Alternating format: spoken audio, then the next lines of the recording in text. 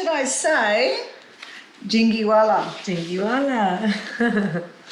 Thank you so much for hanging out here. We're talking to the WOW Festival, and Jingiwala, hello, and in Irish, Diagwich, to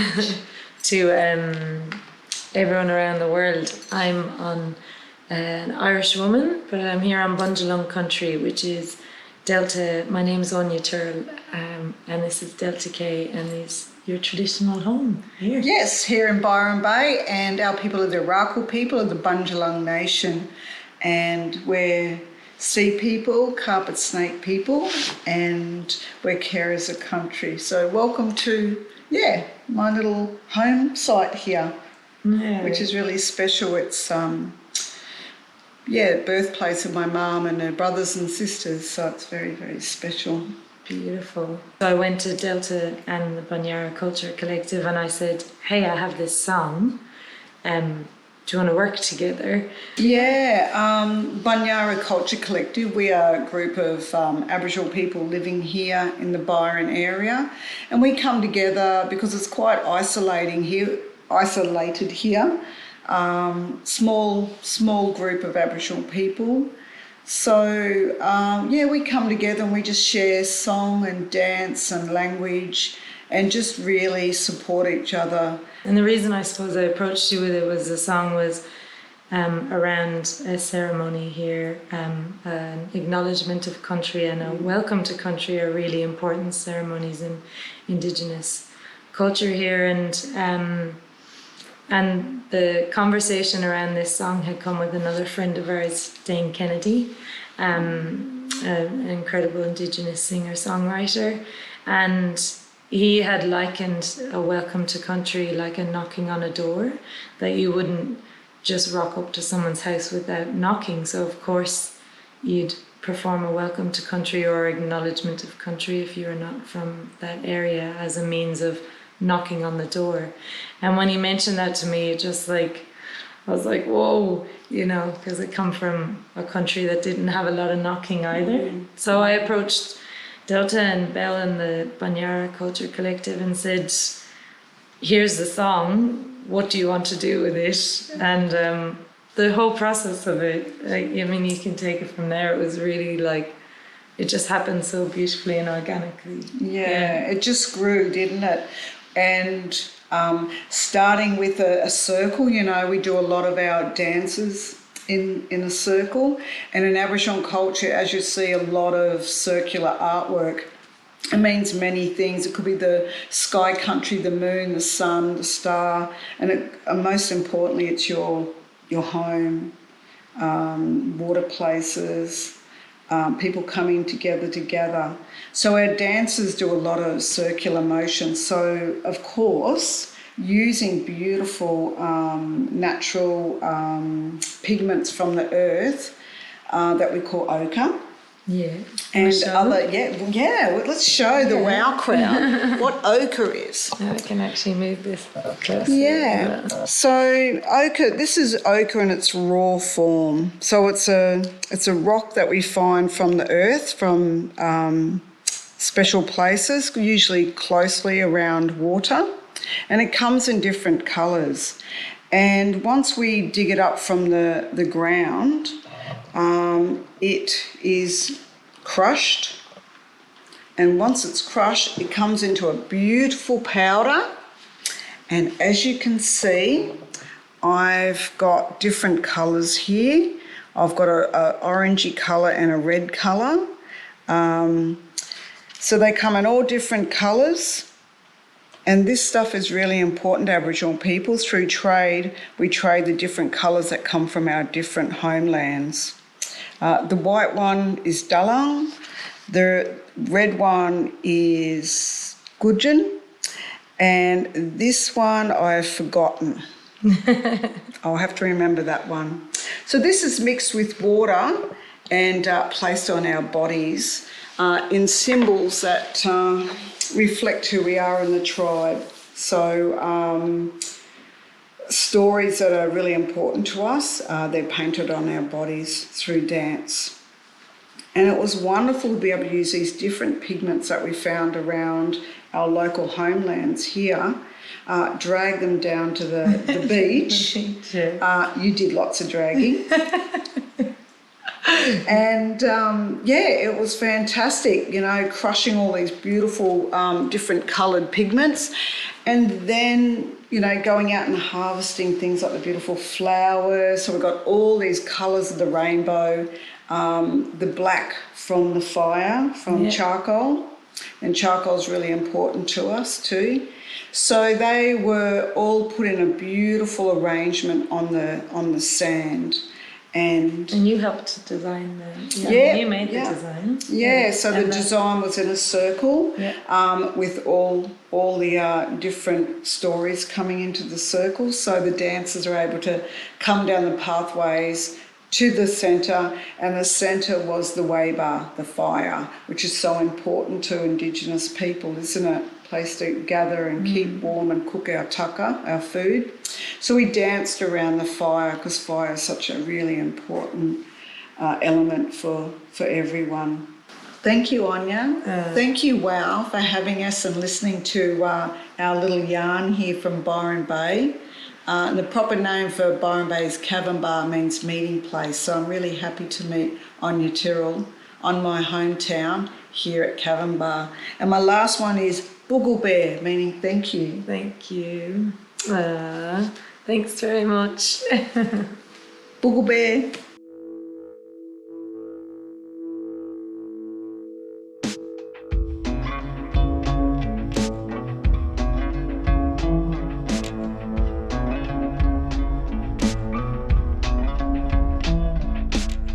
I can hear an engine rumbling from miles around. Sitting here I can feel someone's on my ground. I don't need the dust to throw its hands in the air, 'cause I already know that someone is coming near. What I wanna know is, what are you gonna bring across the seas? What song you gonna sing into my breeze? Tell me what shoes you're gonna wear upon your feet when you and my land is finally me.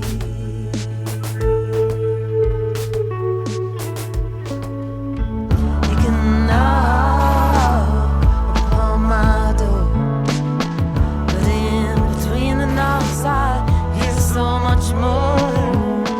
In this house, that's not always on. This land, the land of fire and storm.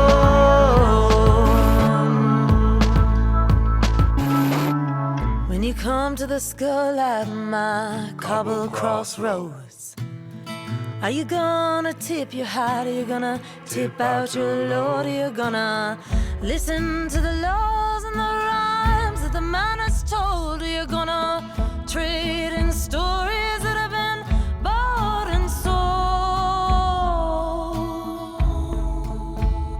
You can knock upon my door, but in between the knocks I hear so much more.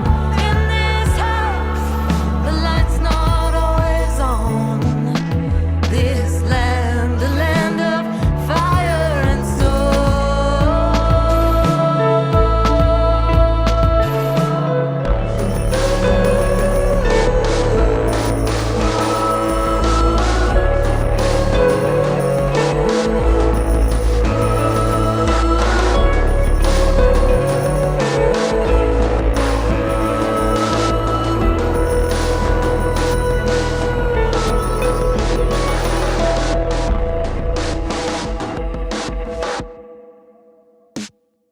So I guess if you make it all the way up to my gate, you're just gonna have to sit and wait. And if the land it feels you true, oh, the gate it'll open up for you. It'll open up for you.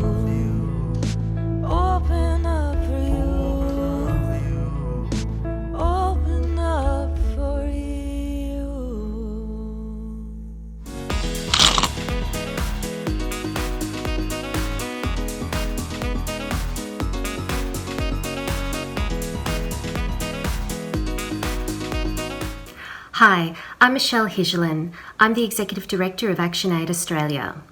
We're part of a global federation working in 45 countries around the world to advance women's rights and end poverty and injustice.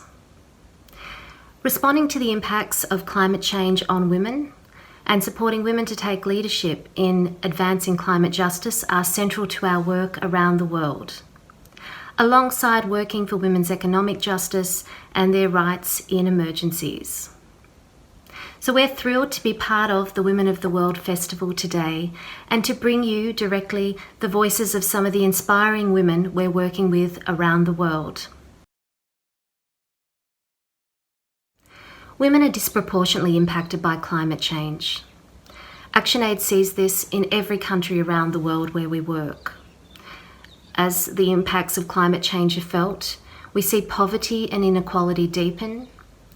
We also see an increase in rates of violence against women and very harmful impacts on the food security of families, which we know is the responsibility of women in communities. Yet we also see from our work around the world that women play a critical role in responding to the impacts of climate change, a role that often goes under-recognised, under-resourced and undervalued. So we believe it's critical that we do invest in local women's leadership and we support women to build resilience over the longer term to climate change. We've been working in Vanuatu for the last 5 years to mobilise women to respond to the impacts of climate change and disasters on their lives. And the results are tremendous. You know, women have gone from being passive recipients of aid to actually driving solutions in their communities and interacting with formal decision-making processes through the Women Talk Together forum, which means women talk together. Because when women talk together, we know that they come up with solutions, and we know when women are resourced, they can also drive effective responses. And that's also been part of our work under the Shifting the Power Coalition in the broader Pacific region, where we're working with 13 women-led civil society organisations to support women's leadership in responding to climate change and disasters. We're working to build evidence about the impact of women's leadership. We're also working to advocate for greater inclusion of gender in climate change plans and disaster management plans in the region and also at national level. And we're also building women's skills and capabilities so they can interact in the formal spaces, bringing their localised knowledge, their wealth of experience and their large community networks to drive change. Here's more about the Shifting the Power Coalition.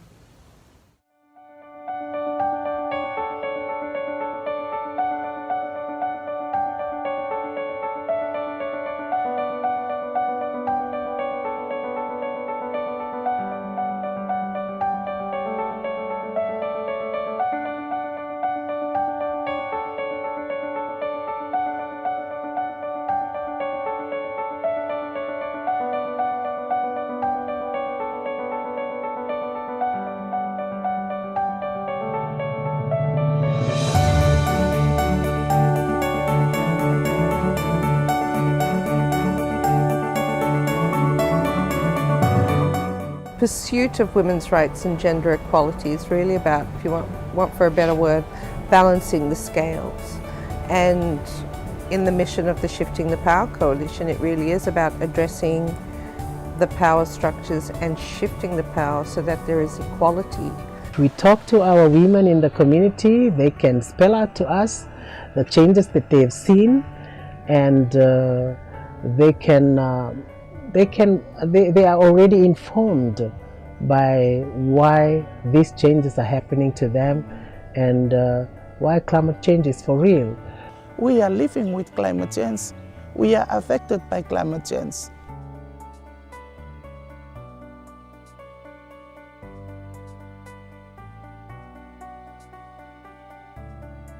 So the Shifting the Power Coalition right now is strategically situated because it brings together partners from a number of Pacific Island countries, together with ActionAid Australia and women disability rights activists. One thing that we must not forget is that whenever there are negotiations going on in terms of climate change, whether it'll be local negotiations, national, regional negotiations. There has to be spaces where women and young girls and vulnerable groups have to participate in all policy dialogues to do with climate change and disaster management. But women has that proactive approach, I feel, that they have an understanding that there is a need for preparedness, there is a need to respond. Gone are the days that we work in silos. Once we are working together, our issue becomes stronger. As women, we don't need to be taught to protect everyone. It's instinctively, we are born with it. It's our nature, you know, so take into consideration safety of everyone, not just you know, their family, but also the community, you know, the society as a whole. And no one leave behind. They will let no one leave behind.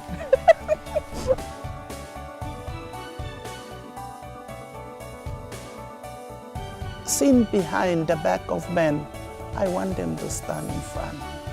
Not taking power, but balancing the power in decision making. Women already have the knowledge in preparing for disaster, but they just don't know they are doing it. We can make a change. We can make a change, yes.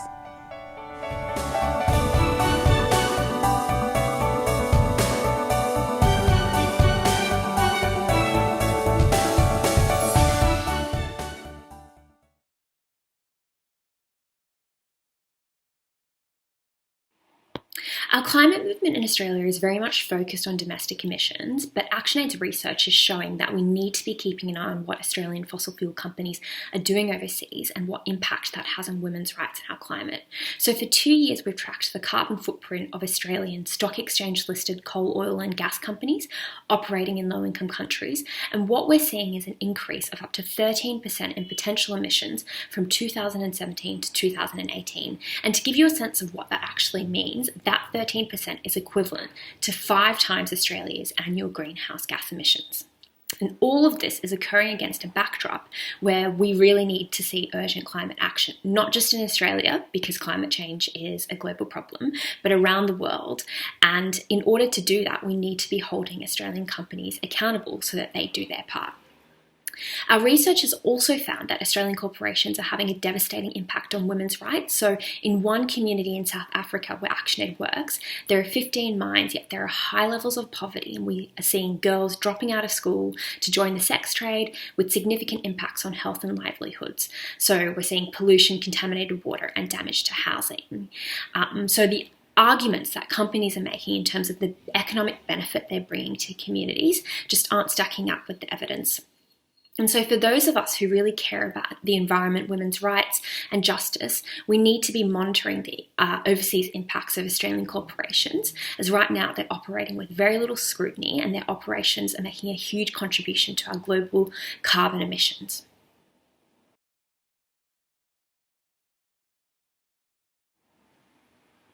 ActionAid's working directly with women leaders from communities impacted by mining in South Africa to document the impacts of mining on them. So things such as increases in violence and harassment, cracks in housing and polluted water sources, so we can expose the irresponsible conduct of Australian companies overseas.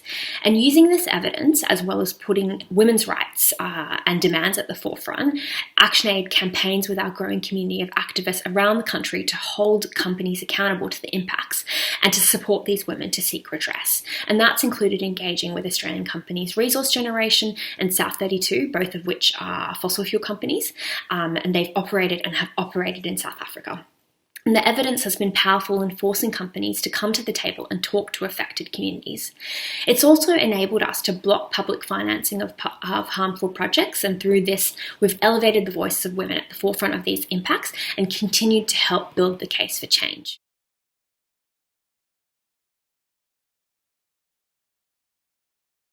Climate change is a global problem that requires global solutions. COVID-19 is also a global problem that requires global solidarity and global solutions, and we need cooperation and partnership in a similar kind of way.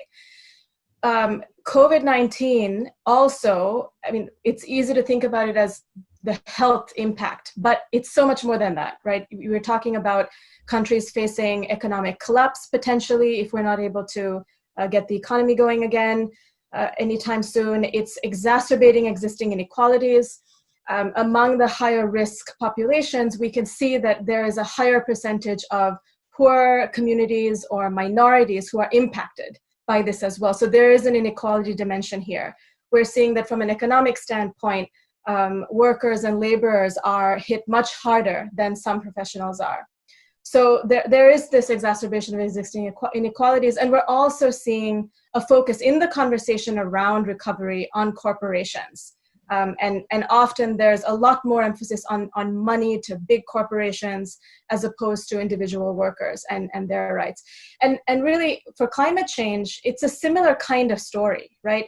When we look at climate impacts, we see how climate impacts tend to impact poor and marginalized communities more. We tend to see how climate change exacerbates existing inequalities in our societies even more. And we tend to see massive corporate interests and special interests being at the center of inertia in addressing the problem. So in that sense, we are looking at it from that lens of where can we work on trying to fix these structural and systemic problems that are at the heart of the way in which both climate change and COVID-19 are playing out, both within our countries, but also across the globe.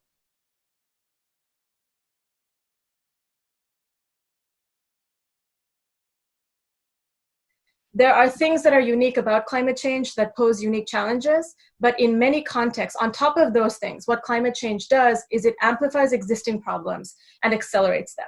So where you might have seen a little bit of variability in rainfall through a growing season, climate change will come in and change that variability to extremes, where you'll see 6 months of rain take place in 1 month, causing flooding, and then 8 months of no rain, causing drought. So especially for communities, countries that have agriculture as the staple for their economy and where most people are working, whether it's informal work or formal work, that hits hard, right? COVID is similar in that you have existing inequalities in society. You've got a broken healthcare system, or maybe a healthcare system that isn't working so well. COVID-19 hits and it throws everything into sharp focus. All of those inequalities, all of those problems are just front and center, and people die, right? In both of these situations, you've got a potential massive death toll on your hands when they hit. So, and the experience that we have in dealing with the climate crisis is that it's hitting poor developing countries much harder than others. And some of that is just by virtue of geographic location, but a lot of that is to do with their existing status, right? If you don't have a lot of space in your economy to deal with shocks, then the impact is just going to be that much worse for you. If you can't come back from a storm, if you don't have the resources to get water to people during a drought, it's a cascading impact. So that's why we tend to focus a lot on resilience and livelihoods in the context of climate justice, and with women as a focus. And we also talk about how developed countries like the US and Australia need to be leading the charge on climate action, not only in terms of taking measures to reduce their emissions, but providing finance. And I raise this because one of the key things that we are talking about in the context of that sort of developed country to developing country justice element is that we really need to be providing debt relief to developing countries who are at the forefront of dealing with COVID-19. There are some countries in the sort of spectrum of lower income countries where between a quarter and half of their entire economy is taken up with servicing debt. And when you're dealing with that, like think about it on a personal level. If you've got a mortgage and a student loan that's taking up 50% of your paycheck, and then the rest of it has to go to food, which you absolutely need to survive, you don't have a lot of space to deal with a healthcare crisis on your hands, right? So I'm simplifying it, but that's sort of, in very simple terms, what these economies are challenged with. There's no fiscal space for them to deal with this crisis. So not only do we need injections of money to deal with COVID-19, that is on top of climate, right? Because climate impacts don't go away. They still need finance to deal with climate impacts. but they need money on top of that to deal with the healthcare crisis and economic crisis they're facing. But also we really need to be having an honest conversation about debt relief, because simply suspending payments just delays the problem further. But the one that's most relevant, I think, for this conversation is an ask around a regenerative economy, which I think you can also talk about as a caring economy. And at the center of that is this all these things that I think we've been talking about, that we need to put people first. We need to put the planet alongside that, right? And we have to craft an economy that works for people and the planet.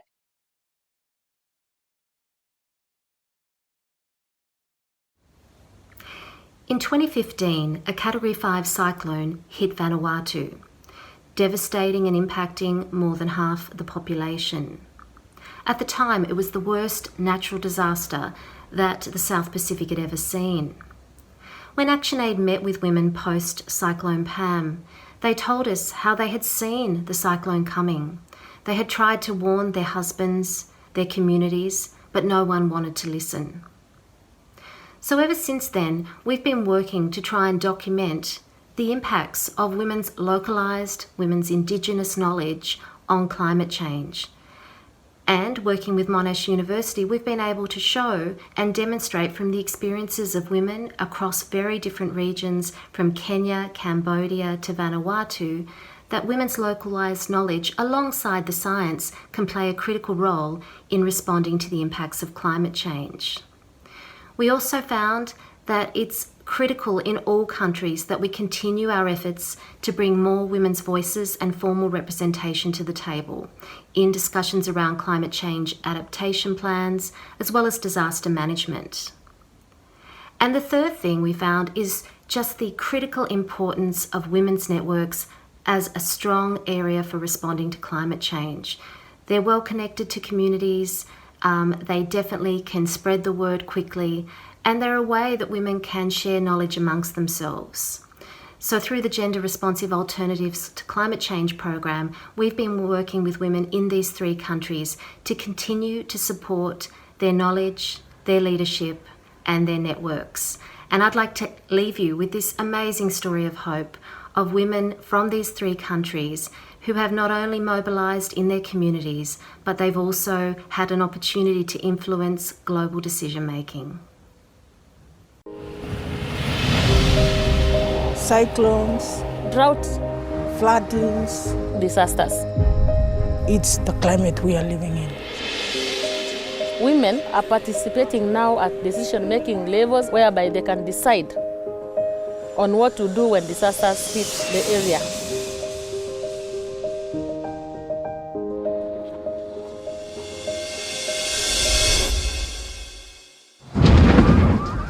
Cyclone Pam was a disaster that really affected the whole country of Vanuatu. The roofs were blown off. Our gardens were damaged. There was no food security. We have lost everything. Climate change has destroyed part of my life. Droughts hit the area. We lost our animals. So my father decided to marry me off.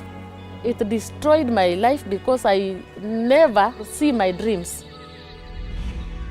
ជាក់ស្ដែង3ឆ្នាំកន្លងមកនេះអំបិលធ្វើអត់បានព្រោះខែអំបិលត្រូវភ្លៀងធ្លាក់មកធ្វើឲ្យអំបិលផលិតអត់បានធ្វើឲ្យកាត់បន្ថយប្រាក់ចំណូលនៅក្នុងគ្រួសាររបស់ខ្ញុំ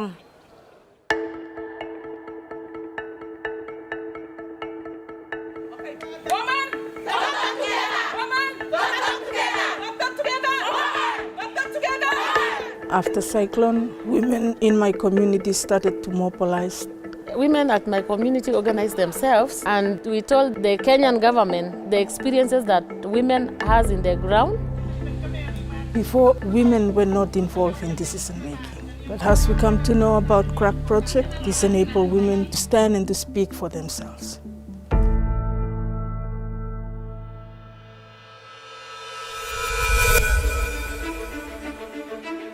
ពេលមកដល់ទីក្រុងសណែវខ្ញុំមានអារម្មណ៍ថាខ្ញុំសប្បាយរីករាយពេលមកដល់ឃើញមានអាគារសំណង់រឹងមាំខ្ពស់ខ្ពស់ហើយខ្ញុំបានចូលរួមវេទិកាសកល I was coming just thinking, I don't know what I will get from this conference. But when I came in here, I was amazed. More effort should be put onto these women, onto these groups, to stand and talk in front of many people. It was really hard, but I'm so proud because I've already empowered other women. And make sure that we make this government accountable. Our voices is being heard at global level. Member states of the United Nations in New York will have the opportunity to hear what came out of this platform. ខ្ញុំបានយកចំណេះដឹងពីស្ត្រីគ្រប់ប្រទេសដែលបានមកចូលរួមវេទិកាសកលហ្នឹងចូលរួមចែកម្លែកដូចជាចងក្រងបណ្ដាញស្ត្រីសហគមន៍របស់គាត់និយាយពីសហគមន៍របស់គាត់ដែលពេលមានគ្រោះមហន្តរាយកើតឡើង When I go back to Vanuatu, to my community, my hope for the future is to promote the women to be leaders in the country and in my community. ActionAid has helped us build our networks. It has empowered me from where I was until where I am.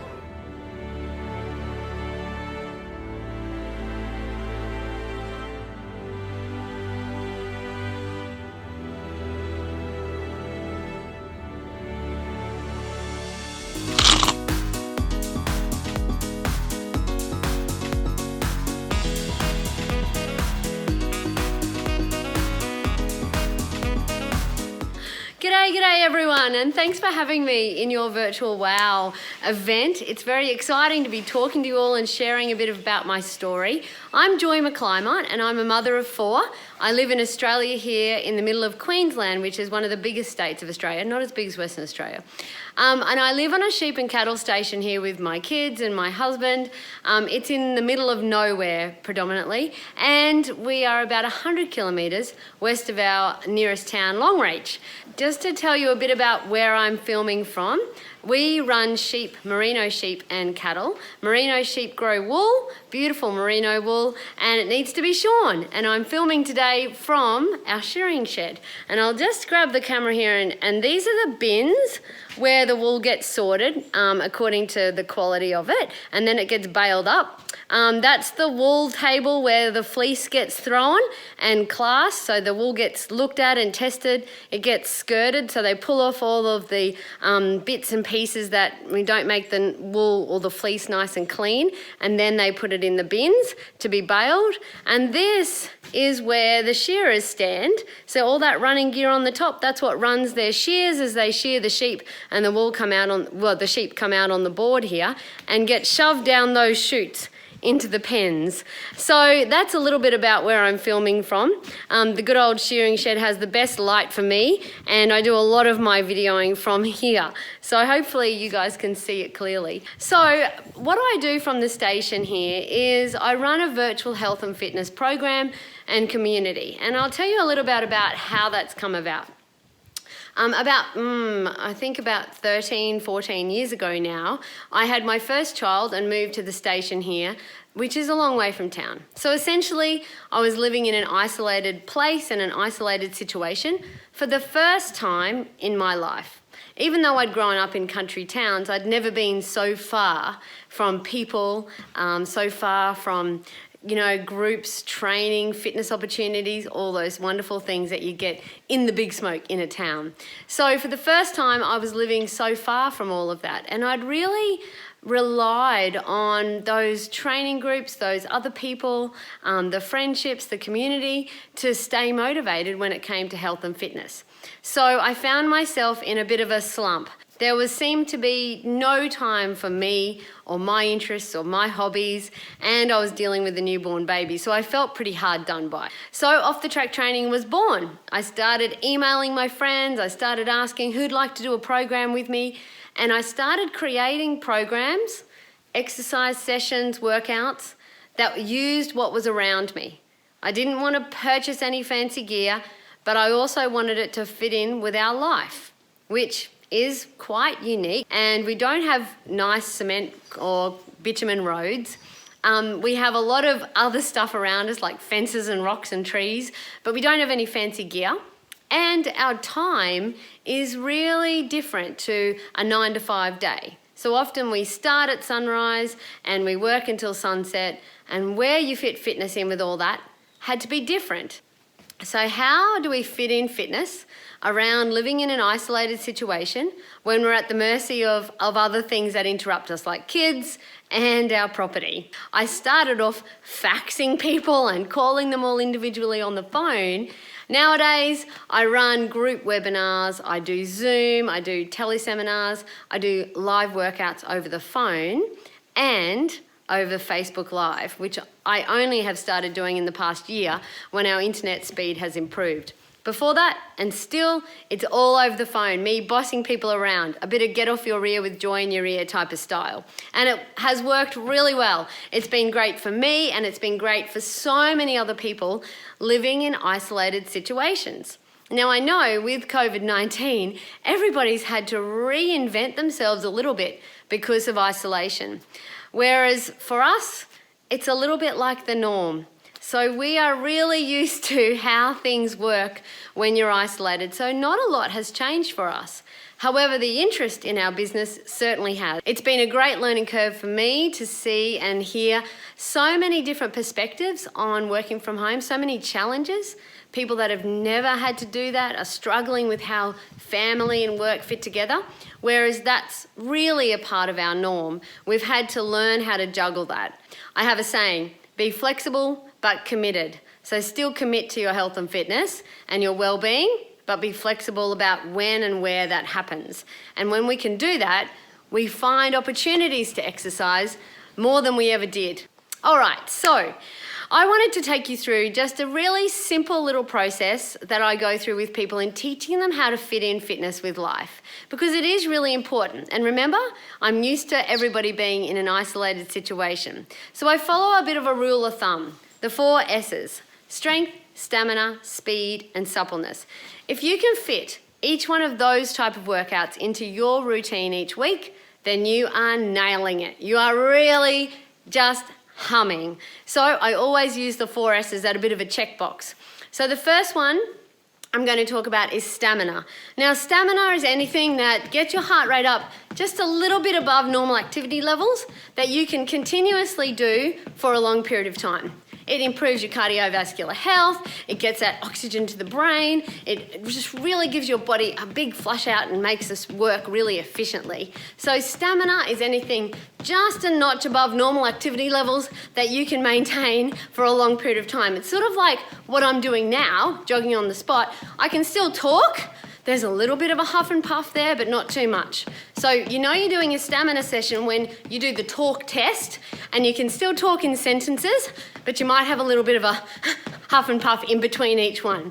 If I was going so hard that I couldn't talk, then you would be going into a speed session. So stamina is really important. If you can do one slow, long, steady stamina session a week, you're humming. The second one is strength. Now, strength is easy to fit in with daily life, and I'm going to demo a strength exercise called the wall sit. Well, I'm going to call it this lovely shearing shed wall sit. So, I'll just tilt my camera here so that you can see me. Don't mind the broom, we're in a bit of shed cleanup. All you have to do is put your back against the wall, step your feet out, and you might want to try this now with me. Lower your bottom down so that your knees are at 90 degrees, and just pull that belly button to your spine and squeeze that lower back into the wall. Holding there nice and steady. Breathing, feel the burn. Just make sure your knees are behind your toes, so you don't want them over the front. So you've got to step those feet out. And you can hold that nice, composed wall sit 5 seconds after the burn. So if you do strength work, the rule of thumb is 5 more reps or 5 more seconds after it starts to really burn. And that's when you achieve muscular change and strength development. Strength exercises, there's so many of them. You can fit them in haphazardly throughout the day, easy peasy. The third one is speed. Now, we all need some high intensity, some speed work in our body, especially if we've been sitting at a desk all day and especially if we've been stressed. A really short amount of speed work, like 5 minutes, can make a big difference to your stress levels, pumping out and using up some of the cortisol that's been pumping around our body. So speed work is anything done really fast. I love star jumps. So we're going to do some chicken wing star jumps. Are you ready? So you can jump or step them out, but whatever you do, you've got to be going fast. So nice chicken wing star jumps, really swiftly. In and out, in and out, in and out, in and out. Good job. Stop there. Now I'm going to use the wall table here to do a few little jumps on the spot. So we can press against a table or a bench and push up and do some nice little jumps on the spot. That's all counts as speed, power, high intensity work. When you're jumping, you actually lay down bone, so it helps with bone density. Strength work does too, and so does jumping. So if you're a female, particularly with light bones, jumping and strength work is your go-to for improving that bone density, which is pretty important. The last one, the fourth S, is suppleness. And we all need a little bit of stretching in our lives, yeah? So let's have a little stretch. Let's put our hands to our lower back and just lean back and push our hips forward into a little lower back bend. Good, little baby back bend. Nice work. And coming back up into standing. Now just interlace your fingers behind your back and press them down near your tailbone and squeeze your shoulder blades together to really open up that chest. So if you've been driving or sitting a long time, this is a really good counter pose for that, especially when we find ourselves hunching over. So stretching back, squeezing, good job, and releasing. So you can fit fitness in with life. Something is always better than nothing. Believe me, those small little somethings that you do each and every day make a difference, as is the mental capacity and the mental perspective you have towards isolation. Be flexible but committed. Keep rolling with life. Remember, you can achieve great things just in your own space, wherever you are. You don't need fancy gear. You don't need a huge amount of time. You can tick the boxes with health and fitness in small amounts of time done over a long period of your life. Remember this fitness gig, take care of your body. It's the only place you truly have to live in. That's my message to you from Off the Track Training. Thank you for having me all the way from Longreach, Queensland, Australia. I hope wherever you're listening from, you're really up and at 'em, punching the air with all of these inspiring speakers in the WOW virtual event. Catch you soon, guys. Talk to you later. Bye.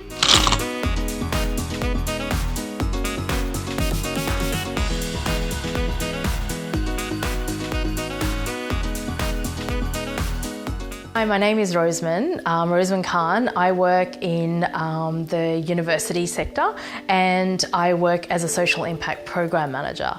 I work to improve STEM education access for high schoolers. I observed what I think many would have observed, which is that our nation is facing great issues and there are struggles for many, and they were exacerbated during the COVID period. Females make up 50% of our population, yet I feel we're struggling to be heard. I think in saying that, there is no point in being heard if the right people aren't listening and can't help.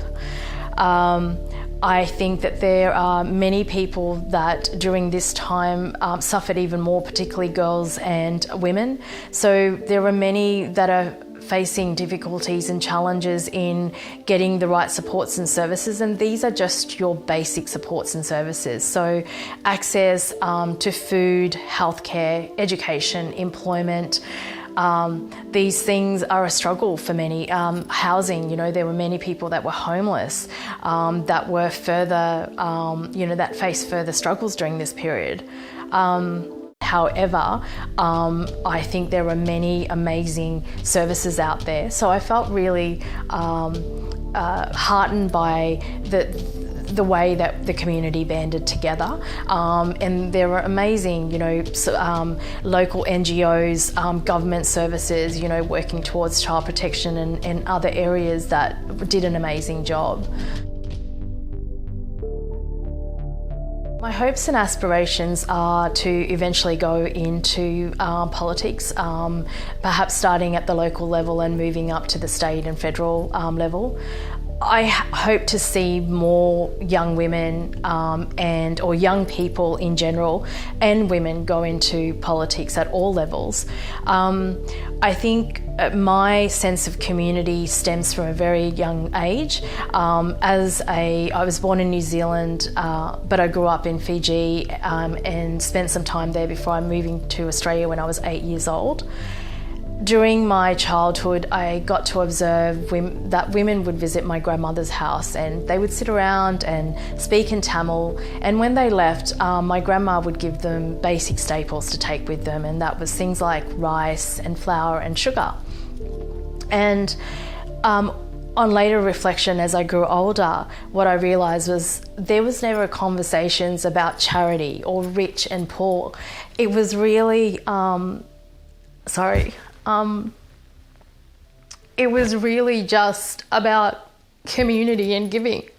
And I think I've carried that with me. So I think my hopes for the future are that we will move.